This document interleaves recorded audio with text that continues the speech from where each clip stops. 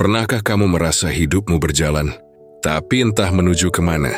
Kita bangun setiap pagi, mengejar tujuan, menulis rencana, berlari mengejar sesuatu yang kita sendiri tak selalu pahami. Di tengah dunia yang sibuk mencari arti, hadir sosok pink gemuk yang tinggal di bawah batu, Patrick Star. Ia tak punya impian besar, tak punya ambisi, bahkan kadang tak tahu apa yang sedang ia lakukan. Tapi anehnya, Patrick bahagia. Dia tertawa tanpa alasan, makan tanpa rasa bersalah, tidur tanpa penyesalan. Dalam kesederhanaan hidupnya tersimpan paradoks yang menggugah. Mungkinkah hidup tanpa tujuan justru membuat kita lebih manusiawi? Melalui Patrick, kita akan menjelajahi dunia nihilisme yang tidak muram, tapi hangat, absurd, dan lucu. Sebuah perjalanan memahami arti hidup dari makhluk laut yang tampak bodoh, namun sebenarnya bijak dengan caranya sendiri. Kalau kamu perhatikan baik-baik, hidup Patrick Star itu sebenarnya aneh. Ia bangun pagi tanpa tahu harus melakukan apa. Kadang ikut SpongeBob bekerja, kadang cuma tidur di bawah batu, kadang bengong menatap laut kosong. Tapi satu hal menarik, Patrick selalu terlihat tenang. Ia tidak panik karena tidak tahu arah, tidak stres karena tidak punya tujuan. Ia hanya ada, dan mungkin justru disitulah letak kebijaksanaannya. Dunia kita sebaliknya terobsesi dengan makna. Sejak kecil kita diajari bahwa hidup harus punya arah, kuliah jurusan yang tepat, kerja di tempat yang bergengsi, punya mimpi besar, dan kalau bisa, meninggalkan legasi. Kita hidup seperti sedang memainkan permainan besar, tapi tidak ada yang benar-benar tahu aturan mainnya. Nah, Patrick tampaknya tidak ikut main dalam permainan itu. Ia menolak premisnya sejak awal. Bukan dengan pemberontakan, tapi dengan ketidaktahuan yang tulus. Kiyosaki pikir, kalau hidup memang tidak punya makna. Ya sudah, mari menikmati absurditasnya. Inilah yang disebut nihilisme, gagasan yang muncul dari pemikiran Friedrich Nietzsche. Nihilisme menyatakan bahwa hidup tidak memiliki makna objektif, nilai moral atau tujuan universal. Dunia tidak memberi kita panduan, kitalah yang menafsirkannya. Tapi Nietzsche tidak berhenti di situ. Ia menantang kita untuk menciptakan makna sendiri di tengah kehampaan itu. Patrick, dia melakukannya dengan cara paling polos. Makan es krim, tertawa bersama SpongeBob, tidur siang tanpa rasa bersalah. Tidak ada filsafat besar di baliknya. Tapi mungkin, justru di situ maknanya muncul. Sementara itu, Albert Camus, filsuf eksistensialis dari Prancis, memperkenalkan konsep absurdisme. Ide bahwa manusia terus mencari makna di dunia yang diam dan tak menjawab. Bagi kamu, hidup itu seperti mencoba memeluk bayangan. Kita tahu sia-sia tapi tetap melakukannya. Namun kamu tidak menyuruh kita menyerah, melainkan untuk tertawa di tengah absurditas itu. Dan disinilah Patrick menjadi figur yang sempurna. Ia hidup dalam absurditas total, tapi selalu menanggapinya dengan tawa besar dan wajah kosong yang damai. Ketika Patrick tidak paham instruksi, atau salah menafsirkan hal-hal sederhana, ia sebenarnya sedang memperlihatkan wajah paling jujur dari manusia. Kita semua tidak sepenuhnya mengerti dunia ini, tapi tidak seperti kebanyakan orang yang frustrasi dengan kebingungan itu. Patrick menerimanya tanpa beban. Dia tidak merasa bodoh, karena ia tidak peduli untuk terlihat pintar. Ia hanya hidup dengan cara yang tidak memaksa dunia untuk masuk akal. Dan entah bagaimana, dari ketulusan itu lahir semacam kedamaian yang tidak kita temukan di dunia nyata. Patrick adalah pengingat bahwa hidup tidak harus selalu punya arti besar. Terkadang cukup dengan menikmati absurditasnya, menertawakan yang tak masuk akal, menyukai yang tak berguna, atau sekadar tidur siang di bawah batu. Karena mungkin, dalam ketidakbermaknaan itulah, kita menemukan kebebasan yang sejati. Kebebasan untuk tidak perlu selalu berarti. Dan siapa sangka, dalam kebodohannya yang lucu itu, Patrick Star justru mengajarkan kita versi paling ringan dari nihilisme, bahwa hidup tidak perlu dijelaskan untuk bisa dijalani. Kalau kamu pikir Patrick Star cuma bintang laut bodoh yang malas, mungkin kamu belum benar-benar melihat dia. Patrick bukan sekadar karakter lucu. Ia adalah representasi absurd dari manusia yang hidup tanpa beban makna. Di bawah batu sederhananya, Patrick sedang mempraktikkan gaya hidup yang entah disadari atau tidak, selaras dengan dua pemikir besar dunia, filsafat, Friedrich Nietzsche dan Albert Camus. Keduanya berbicara tentang ketiadaan makna dalam hidup, tapi dengan dua cara yang berbeda. Nietzsche menantang kita untuk menciptakan makna sendiri, sementara Camus mengajak kita untuk berdamai dengan absurditasnya. Dan uniknya Patrick, melakukan keduanya dengan gaya polos yang nyaris seperti seni. Mari mulai dari Nietzsche. Nietzsche percaya bahwa Tuhan sudah mati, bukan dalam arti literal tapi simbolik. Dunia modern telah kehilangan fondasi moral absolut yang dulu dianggap sakral. Akibatnya, manusia terombang-ambing, kehilangan arah dan dilanda kehampaan eksistensial. Tapi Nietzsche tidak ingin kita menyerah. Dia mendorong manusia untuk menjadi Übermensch, manusia unggul yang berani menciptakan nilai dan makna hidupnya sendiri tanpa bergantung pada sistem lama. Sekarang lihat Patrick, dia tidak punya Tuhan produktivitas, ia tidak memuja karier, tidak menyembah pencapaian. Dunia di sekitarnya, terutama SpongeBob dan Mr. Krabs, sibuk bekerja, mengejar uang dan membuktikan diri. Tapi Patrick menolak semuanya tanpa perlawanan. Ia hidup dengan nilai-nilai ciptaannya sendiri. Makan, tidur, bersenang-senang, dan tertawa. Di mata Nietzsche mungkin Patrick bukan bodoh, tapi bebas. Ia telah membunuh Tuhan kesibukan dan menggantinya dengan makna versinya sendiri. Hidup tanpa tujuan, tapi penuh kenikmatan. Lalu ada Albert Camus, filsuf yang memandang hidup sebagai sesuatu yang absurd. Bagi kamu, hidup manusia ibarat mitos Sisyphus. Tokoh yang dikutuk untuk mendorong batu ke puncak gunung, hanya agar batu itu menggelinding lagi ke bawah selamanya. Sebuah nasib tanpa makna, tanpa akhir. Tapi kata kamu, Sisyphus bahagia karena saat ia menyadari absurditas nasibnya dan memilih untuk tetap melakukannya, ia menang atas takdirnya sendiri. Begitu pula Patrick, hidupnya dipenuhi kesia-siaan, usaha gagal, logika kacau, pemahaman dunia yang terbatas. Tapi tidak ada tragedi di sana. Ia tidak depresi karena gagal. Dia masih terwawas dan mencoba lagi. Pada sini ketika hasilnya sama saja. Patrick seperti versi lucu dari Sisyphus di dasar laut. Terus mendorong batu kebodohannya setiap hari, tapi melakukannya dengan senyum dan tawa tulus. Patrick, tanpa ia sadari, telah memeluk absurditas itu. Ia tidak berusaha menaklukkan dunia atau memaksakan makna besar ke dalam hidupnya. Ia hanya hidup di dalamnya dengan damai dan polos. Dan justru disitulah kebijaksanaannya. Patrick telah menaklukkan absurditas dengan cara paling ringan, tidak menganggapnya serius. Bagi Nietzsche, Patrick adalah contoh manusia yang telah berhenti mencari makna eksternal. Bagi Camus, Patrick adalah simbol penerimaan terhadap absurditas kehidupan.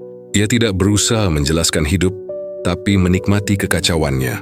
Dan mungkin, dalam konteks yang lebih luas, Patrick mengajarkan sesuatu yang sering kita lupakan, bahwa kebijaksanaan tidak selalu datang dari pikiran yang rumit, tapi dari hati yang sederhana. Jadi ketika Patrick duduk di bawah batu sambil memakan es krim dan berkata, apakah mayones termasuk alat musik? Mungkin itu bukan sekadar kebodohan. Itu bentuk tanya filosofis paling polos, mempertanyakan dunia yang absurd dengan cara yang absurd juga. Dan di sanalah Patrick berdiri di antara Nietzsche dan Camus, sebagai bintang laut yang tak butuh makna untuk bisa menikmati hidupnya. Di zaman sekarang, hidup seolah berubah jadi perlombaan tanpa garis finish. Semua orang sibuk atau pura-pura sibuk. Timeline media sosial dipenuhi quote tentang grind, hustle, dan kerja keras tanpa henti. Kita dikejar waktu, dikejar target, bahkan dikejar rasa bersalah ketika beristirahat. Tidur siang dianggap malas, santai dianggap gagal. Dunia modern mengajarkan bahwa nilai manusia diukur dari seberapa produktif ia terlihat. Tapi, lalu, muncul Patrick Star. Ia tidur siang di bawah batu, makan tanpa rencana, dan menatap kosong ke arah laut tanpa rasa bersalah sedikit pun. Di tengah dunia yang mengagungkan produktivitas, Patrick justru memilih ketenangan yang tidak efisien, dan itulah yang membuatnya begitu menarik. Patrick adalah antitesis sempurna dari hustle culture. Ketika SpongeBob mewakili semangat kerja berlebihan, penuh dedikasi, antusias, tapi sering kelelahan, Patrick mewakili kebalikan totalnya. Hidup yang tidak mengejar apapun. Dia main nafsu dengan status sosial. tidak punya ambisi karir, dan tidak pernah merasa tertinggal. Ia tidak ingin menjadi sesuatu, karena baginya menjadi diri sendiri saja sudah cukup. Dan disinilah sisi filosofisnya muncul. Dalam konteks humaniora, Patrick bisa dibaca sebagai bentuk kritik terhadap sistem modern yang mengubah manusia menjadi mesin produksi. Dunia yang menuntut efisiensi, kinerja, dan kesuksesan membuat kita kehilangan esensi menjadi manusia, berpikir, merasa, dan berhenti sejenak untuk menikmati keberadaan itu sendiri. Patrick D. melawan sistem itu bukan dengan protes, tapi dengan diam, dengan tidur siang dan tawa bodohnya yang menenangkan. Filsuf asal Korea Selatan, Byung-Chul Han, dalam bukunya The Burnout Society, menyebut bahwa manusia modern hidup dalam penjara produktivitas. Kita bukan lagi budak yang dipaksa bekerja, tapi relawan yang menindas diri sendiri atas nama pencapaian. Kita kelelahan bukan karena disuruh, tapi karena merasa harus. Nah, Patrick jatuh dalam jebakan itu. Ia tidak termakan mitos lebih cepat, lebih sukses. Ia hidup dengan ritme lambat, mengikuti arus alami hidup, seperti laut tempat ia tinggal. Lebih jauh, sikap Patrick bisa dibaca sebagai bentuk perlawanan pasif. Ia tidak menolak kerja, tapi juga tidak menuhankannya. Ia menunjukkan bahwa nilai manusia tidak diukur dari hasil, tapi dari keberadaannya. Dia mengajarkan bahwa tidak melakukan apa-apa bukanlah dosa, melainkan bentuk keheningan eksistensial yang langka di dunia modern. Dalam diamnya, Patrick menemukan kebebasan dari tekanan sosial yang memaksa kita selalu berarti. Lucunya, walau Patrick tampak malas, ia justru lebih utuh secara emosional. Ia tertuai lebih sering, stres lebih sedikit, dan tampak benar-benar menikmati hal-hal kecil. Ironis, bukan? Ketika manusia modern mengejar kebahagiaan lewat kerja keras dan pencapaian, Patrick menemukannya lewat ketidakpedulian yang lembut. Ia hidup tanpa motivasi eksternal. Tidak ada karier untuk dikejar. Tidak ada validasi untuk dicari.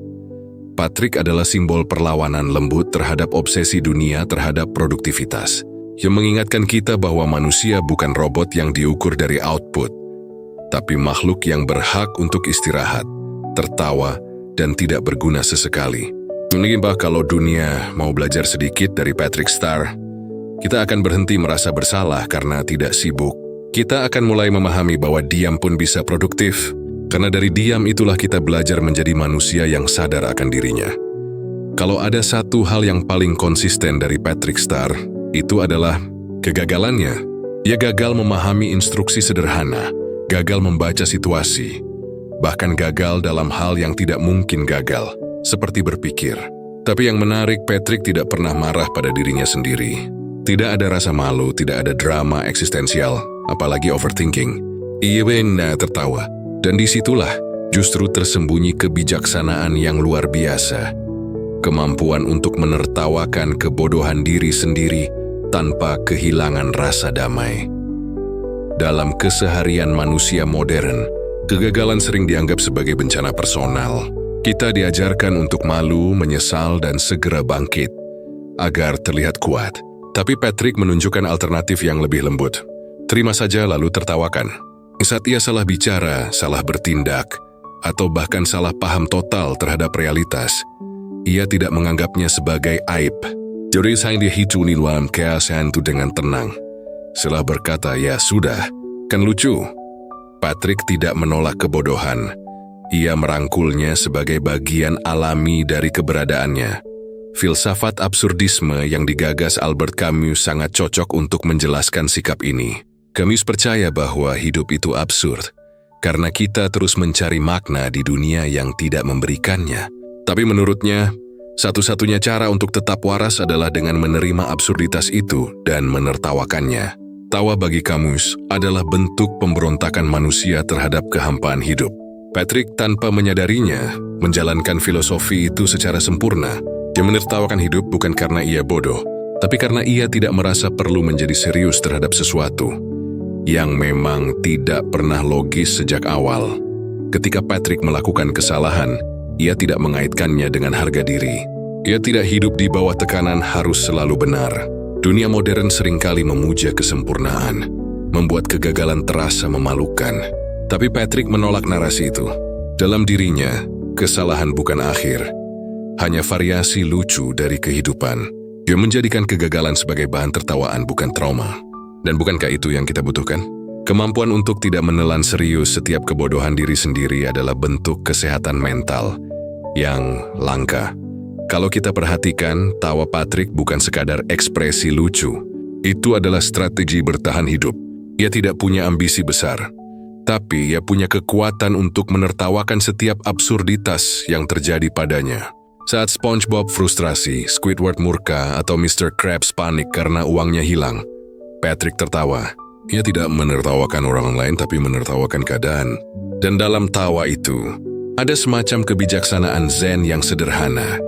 Jangan biarkan hal yang tidak masuk akal menghancurkan ketenanganmu. Patrick juga secara tidak langsung menunjukkan bahwa kebodohan itu relatif. Judaism Junio yang kompleks dan penuh tekanan. Mungkin menjadi bodoh adalah bentuk perlawanan terhadap kompleksitas yang berlebihan. Ketika semua orang berpura-pura paham segalanya, Patrick dengan jujur menunjukkan ia tidak tahu apa-apa dan itu tidak apa-apa. Jemait tak seksual memahami dunia. Ia sedang hidup di luar tekanan untuk memahaminya. Tawa Patrick adalah bentuk penerimaan terdalam. Ia menertawakan dirinya bukan untuk menutupi rasa malu, tapi karena ia tahu kebodohan adalah bagian dari kemanusiaan. Ia membuat kita rendah hati, mengingatkan bahwa kita semua pada akhirnya sama-sama absurd. Jadi mungkin ketika hidup terasa kacau, ketika kita gagal, salah, atau malu, cara terbaik bukanlah mengutuk diri sendiri, tapi menertawakannya seperti Patrick Star. Karena seperti kata kamu, satu-satunya cara menghadapi dunia yang tak masuk akal adalah dengan tersenyum di dalamnya. Dan Patrick sudah membuktikan, tawa memang bisa jadi bentuk kebijaksanaan paling manusiawi. Kalau kita lihat kehidupan Patrick Star, satu hal yang mencolok adalah kesederhanaan motifnya. Dick melakukan sesuatu karena kewajiban, bukan karena tuntutan sosial, apalagi demi validasi. Patrick hidup murni berdasarkan dorongan yang paling jujur dari dirinya sendiri, karena ia ingin melakukannya. Dia main karena lapar, bermain karena senang, tidur karena mengantuk. Tidak ada drama eksistensial, tidak ada target, dan tidak ada paksaan untuk menjadi lebih baik. Iri hidup apa adanya. Dan menariknya justru dalam kejujuran polos itu, Patrick mempraktikkan salah satu aliran besar dalam psikologi modern, psikologi humanistik. Psikologi humanistik yang dipelopori oleh Abraham Maslow dan Carl Rogers menekankan pentingnya autentisitas, hidup selaras dengan diri sendiri, bukan dengan ekspektasi orang lain. Manusia, kata mereka, pada dasarnya adalah makhluk baik yang ingin tumbuh secara alami, jika lingkungannya memberi ruang untuk itu. Tapi dalam masyarakat modern yang penuh tekanan dan standar eksternal, keaslian itu sering hilang. Kita hidup dengan topeng, menjadi versi terbaik untuk orang lain, bukan untuk diri sendiri. Patrick di sisi lain tidak pernah mengenakan topeng. Ia tidak merasa perlu memperbaiki diri hanya agar diterima. Ia sudah menerima dirinya seutuhnya, dengan segala kebodohan, kelambanan, dan kemalasannya. Patrick tidak hidup dalam konsep harus. Ia tidak harus sukses, tidak harus produktif, tidak harus pinter. Ia hanya ada dan menikmati keberadaannya. Dalam pandangan humanistik, sikap ini mencerminkan self-acceptance atau penerimaan diri yang utuh. Ia tahu dirinya sederhana, tapi ia tidak minder. Dia tahu ia berbah, tapi ia tidak membenci dirinya karena itu. Justru dengan menerima dirinya tanpa syarat, Patrick menunjukkan kualitas tertinggi manusia yang sering kita lupakan, menjadi diri sendiri tanpa rasa takut dihakimi.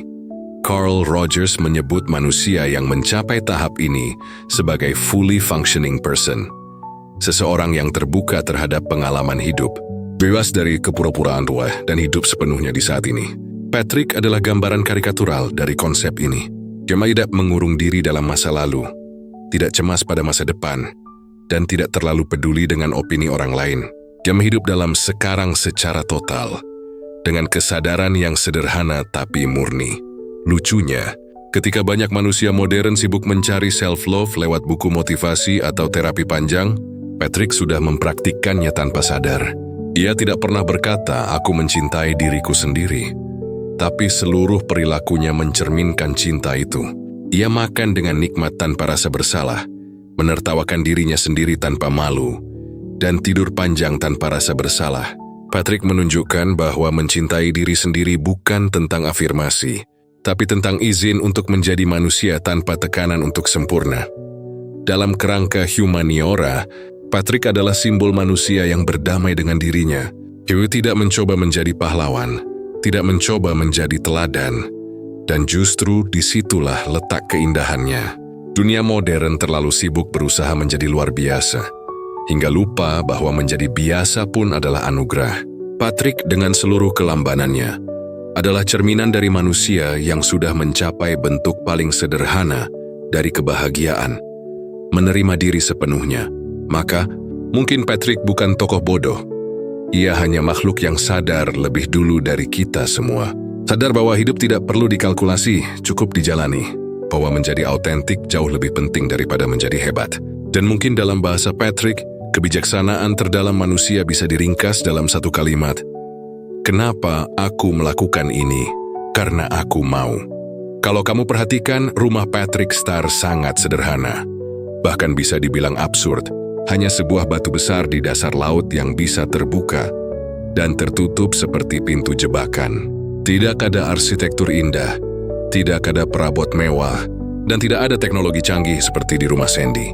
Tapi anehnya, di bawah batu itu Patrick merasa aman, nyaman. Dan cukup, ia tidur nyenyak di sana, bermimpi tanpa gangguan. Jadi menganggapnya sebagai dunia kecil tempat ia bisa menjadi dirinya sendiri. Disinilah rumah Patrick berubah dari sekadar tempat tinggal menjadi simbol eksistensial yang dalam. Ruang batin tempat manusia bisa beristirahat dari absurditas dunia. Dalam humaniora, rumah bukan hanya bangunan fisik. Ia adalah representasi psikologis dari diri. Filsuf eksistensialis Gaston Bachelard, dalam bukunya The Poetics of Space, menyebut rumah sebagai tempat di mana mimpi manusia lahir. Rumah adalah ruang paling intim, tempat seseorang menghadapi dirinya sendiri tanpa topeng sosial. Nah, rumah batu Patrick berfungsi persis seperti itu. Batu yang keras, gelap, dan sederhana justru mencerminkan ketenangan batin yang tidak butuh kemewahan. Ini adalah tempat peristirahatan bagi pikiran yang lelah, simbol perlindungan dari hiruk-pikuk dunia bikini bottom yang absurd. Patrick di bawah batu itu menemukan ruang eksistensialnya, tempat ia bisa berhenti berpikir dan hanya menjadi. Secara simbolik, batu juga punya makna filosofis yang menarik. Batu adalah benda yang paling diam, paling tak tergoyahkan, dan paling sederhana. Jadi tak bereaksi terhadap dunia. Dia hanya ada. Sama seperti Patrick, dia tidak ikut hiruk-pikuk ambisi SpongeBob atau keresahan Squidward. Batu menjadi ekstensi dari karakternya, stabil, tenang, dan tidak terpengaruh oleh apapun. Dengan tinggal di bawah batu, Patrick seolah berkata, "Aku tidak butuh dunia untuk mengakuiku. Aku sudah punya ruangku sendiri. Dan bukankah itu yang kita semua cari? Sebuah ruang, baik fisik maupun batin, di mana kita bisa berhenti berpura-pura?" Dalam konteks psikologi humanistik, rumah Patrick adalah representasi dari self-space, ruang aman yang dibangun untuk melindungi keaslian diri dari tekanan sosial. Dunia modern seringkali menuntut kita tampil sempurna, aktif, dan terus berkembang. Tapi di balik batu Patrick tidak ada tuntutan semacam itu. Di sana, tidak ada standar, tidak ada ekspektasi. Hanya keheningan. Keheningan itu bukan kemalasan, tapi bentuk meditasi eksistensial. Saat Patrick berbaring di bawah batunya, ia sebenarnya sedang melakukan hal yang paling manusiawi. Beristirahat dari absurditas dunia, dan menenangkan diri di dalam kesunyian yang ia pilih sendiri. Dari sudut pandang simbolik, rumah batu Patrick juga bisa dibaca sebagai metafora kesadaran manusia. Di permukaan laut, atau dasar laut dalam hal ini, dunia tampak penuh kekacauan, pekerjaan, keinginan, ego, dan kebisingan sosial. Tapi di bawah batu, di ruang batin terdalam, manusia bisa menemukan kembali inti keberadaannya. Patrick hidup di sana bukan sebagai pelarian tapi sebagai pilihan. Dia memilih kedamaian daripada hiruk-pikuk, kediaman daripada keramaian. Itu bukan tanda kebodohan tapi bentuk pencerahan diam. Kesadaran bahwa ketenangan batin jauh lebih bernilai daripada pengakuan eksternal. Menariknya, setiap kali Patrick keluar dari batunya, Dunia selalu tampak lebih bising dan absurd. Namun setelah semua kekacauan itu, ia selalu kembali ke rumahnya, seolah batu itu bukan sekadar tempat tidur, tapi tempat untuk menyembuhkan diri dari dunia. Dan mungkin kita semua butuh batu seperti itu, ruang sederhana yang melindungi kewarasan kita dari kebisingan ekspektasi.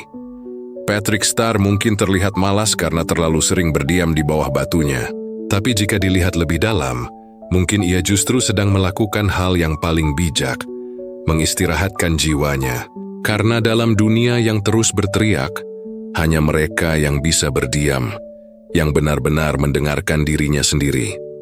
Pernah nggak sih kamu nonton SpongeBob SquarePants lalu dengar tawa Patrick yang keras, lambat, dan agak bodoh, tapi entah kenapa bikin suasana jadi ringan? Tawa itu bukan cuma lucu, tapi dalam konteks tertentu justru filosofis. Tawa Patrick bukan sekadar ekspresi kebahagiaan spontan, melainkan bentuk penerimaan terhadap kenyataan yang absurd. Dia menertawakan dunia, dan dengan itu dunia kehilangan kuasanya untuk membuatnya menderita. Dalam pandangan Albert Camus, absurditas lahir dari pertemuan antara keinginan manusia untuk menemukan makna dan dunia yang diam. Dunia yang tidak memberikan jawaban apa-apa. Kita terus bertanya, mengapa hidup ini begini? Tetapi alam semesta tetap sunyi. Nah, Patrick tidak berusaha melawan kesunyian itu. Dia tidak mencoba mencari jawaban besar. Ia hanya tertawa. Dan dalam tawa itu, Patrick menunjukkan bentuk perlawanan paling lembut. Menertawakan absurditas alih-alih ditelan olehnya. Jika kamu menggambarkan tokoh seperti Sisyphus, manusia yang terus mendorong batu ke atas gunung tanpa akhir, maka Patrick adalah versi bawah laut dari Sisyphus yang bahagia. Ia tetap menjalani rutinitas absurdnya, makan es krim, tidur, membantu SpongeBob, atau melakukan hal-hal tanpa makna. Tapi bedanya Patrick tidak frustrasi. Ia menjalani hidupnya sambil tertawa, seolah berkata, kalau hidup memang nggak masuk akal, ya sudah, kita nikmati saja ketidakmasuk-akalan ini. Itu bukan kebodohan, tapi semacam kebijaksanaan sederhana. Joy yang lahir dari penerimaan penuh terhadap kenyataan tawa.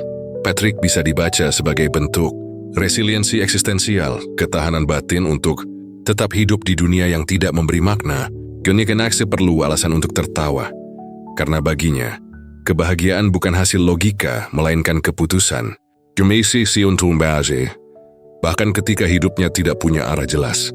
Dalam konteks psikologi eksistensial, tawa seperti itu bisa disebut sebagai defiance laughter, tawa pembangkangan terhadap absurditas. Bukan tawa karena tidak tahu, tapi tawa karena tahu, namun tidak mau dikalahkan olehnya. Menariknya, tawa Patrick juga mengandung aspek sosial yang humanistik. Ia menular. Saat Patrick tertawa, SpongeBob ikut tertawa. Bahkan Squidward yang sinis kadang tak tahan untuk tersenyum tipis. Ini menunjukkan bahwa tawa bagi Patrick bukan hanya reaksi pribadi, tapi juga jembatan kemanusiaan yang meruntuhkan jarak, menetralkan stres dan mengingatkan bahwa hidup, seaneh apapun, tetap pantas dirayakan. Kenalah susu yang terlalu serius, tawa Patrick adalah bentuk terapi eksistensial. Pengingat bahwa kita bisa menertawakan kesulitan tanpa kehilangan makna hidup. Ada semacam paradoks di situ. Semakin sadar kita akan absurditas hidup, semakin besar pula kebutuhan kita untuk tertawa. Karena tawa adalah satu-satunya cara agar absurditas tidak berubah menjadi keputusasaan. Patrick dalam kebodohannya yang jenaka justru menemukan cara paling efektif untuk bertahan. Ia tidak mencari makna, ia menciptakan momen bahagia kecil. Setiap tawa menjadi tindakan heroik kecil, menolak dikuasai oleh kekosongan. Dalam dunia modern yang dipenuhi kecemasan, tawa Patrick adalah bentuk pencerahan absurd. Dia mengajarkan bahwa hidup tidak perlu selalu rasional untuk bisa dinikmati. Kadang justru dengan tertawa di tengah kebingungan kita bisa merasa paling hidup. Patrick menertawakan hidup bukan karena ia tidak paham betapa anehnya dunia, tapi karena ia tahu, memilih untuk tidak membiarkannya menghancurkan kedamaian batinnya. Maka, mungkin benar kata kami, satu-satunya cara menghadapi dunia yang tidak bebas adalah menjadi begitu bebas hingga keberadaanmu sendiri menjadi bentuk perlawanan. Patrick sudah melakukannya, hanya saja dalam versinya sendiri, dengan tawa yang sederhana, tulus, dan agak bodoh. Dan dalam kebodohan itulah, ia justru menemukan kebijaksanaan yang paling jujur, bahwa di tengah absurditas, menertawakan hidup adalah cara paling manusiawi untuk terus melangkah. Kalau kita pikir-pikir, Patrick Star mungkin bukan sosok yang kita anggap cerdas. Ia malas, pelupa, sering salah paham, dan hidupnya seolah tanpa arah. Tapi justru disitulah letak keunikannya. Ia tidak berusaha menjadi siapa-siapa, tidak terobsesi dengan pencapaian, dan tidak merasa perlu membuktikan eksistensinya lewat prestasi. Ia hanya ada, dan dalam kehadirannya yang sederhana itu, kita justru melihat potret paling jujur dari manusia. Makhluk yang absurd tapi tetap berusaha bahagia. Dalam kacamata humaniora, Patrick adalah simbol reflektif dari manusia modern yang kelelahan. Dunia kini terlalu cepat. Semuanya menuntut makna, efisiensi, hasil, dan produktivitas. Tapi Patrick datang seperti jeda yang menyadarkan kita bahwa hidup tidak harus seserius itu. Bahwa mungkin kebahagiaan tidak ditemukan dalam pencapaian, melainkan dalam penerimaan. Dia bukan pahlawan, bukan jenius, tapi ia otentik. Dan dalam dunia yang dipenuhi topeng sosial, keotentikan adalah bentuk kebijaksanaan yang langka. Filsafat Nietzsche mungkin akan menyebut Patrick sebagai makhluk yang belum menjadi Übermensch. Tapi ironisnya, Patrick justru sudah melampaui sebagian penderitaan manusia modern. Karena ia tidak pernah terjebak dalam pencarian makna yang tak berujung. Ia tidak sibuk mencari mengapa hidup ini ada, tapi sibuk hidup. Nietzsche mengatakan bahwa kita harus mencintai takdir, amor fati, menerima segala hal, bahkan yang absurd, sebagai bagian dari kehidupan. Patrick, dengan segala keanehannya, hidup dalam semangat itu tanpa sadar. Ia tidak melawan kehidupan, ia menertawakannya. Sementara itu, kamu akan mengangguk kecil melihat Patrick sebagai bentuk the absurd hero. Seperti Sisyphus yang bahagia, Patrick menghadapi absurditas dengan tawa dan kepolosan. Dia tahu sejujurnya dunia tidak masuk akal, tapi dia tidak butuh penjelasan.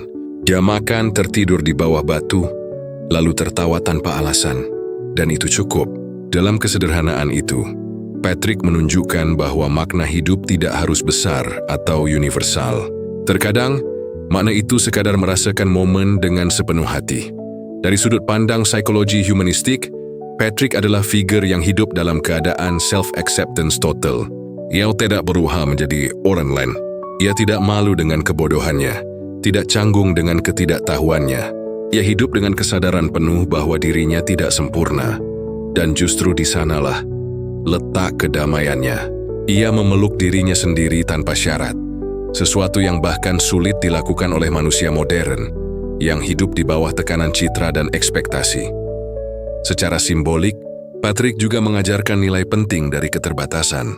Dalam dunia yang selalu mendorong kita untuk menjadi lebih pintar, lebih kaya, lebih sukses, Patrick justru mengingatkan bahwa tidak apa-apa untuk cukup, bahwa menjadi biasa bukan kegagalan, melainkan bentuk keutuhan.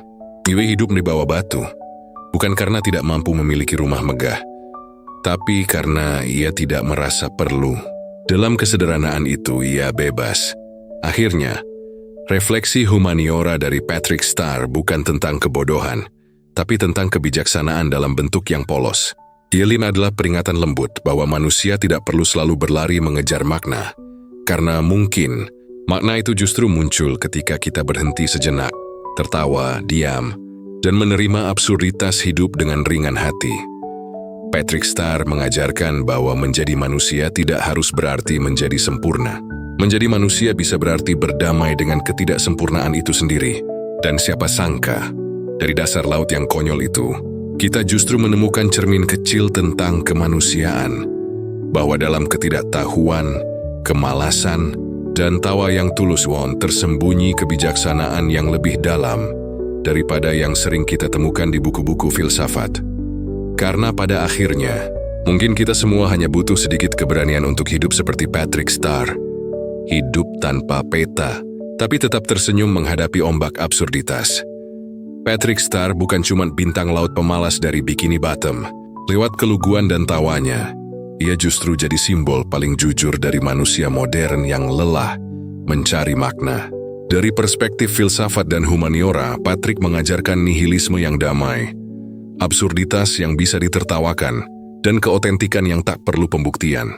Ia hidup sederhana tapi tulus, bodoh tapi bebas, malas tapi tenang, dan mungkin justru di sanalah letak kebijaksanaannya.